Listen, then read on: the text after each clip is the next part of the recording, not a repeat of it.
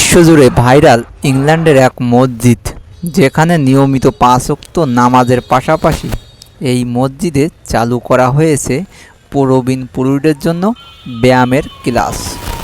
মসজিদ কমিটির সেক্রেটারি মোহাম্মদ ইলিয়াস বিবিসিকে বলেন, এই আয়োজনের মূল লক্ষ্য ছিল প্রবীণ পুরুষদের একাকিত্ব দূর করা।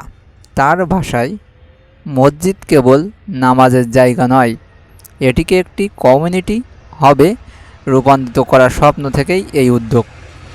অনেক বয়স্ক মানুষ সারাদিন ঘরে একা থাকেন, এখানে এসে তারা শরীরচর্চার পাশাপাশি কথা বলার সুযোগ পাচ্ছেন।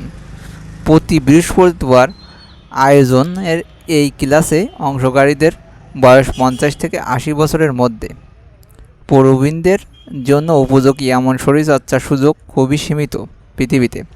এছাড়া তাদের বেশিরভাগ নমনীয়তা বাড়ায়, পিঠের ব্যথাই কমায় এবং ভারসাম্য রক্ষা করতে সহায়তা করে। এটি শুধু শরীরচর্চা নয়, মানসিক প্রশান্তির জায়গা হয়ে উঠেছে।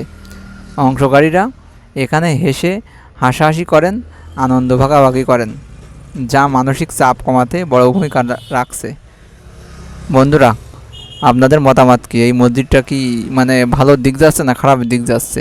কমেন্ট করে জানান। আর ভালো লাগলে ভিডিওটা শেয়ার করে দেন। ভালো থাকেন।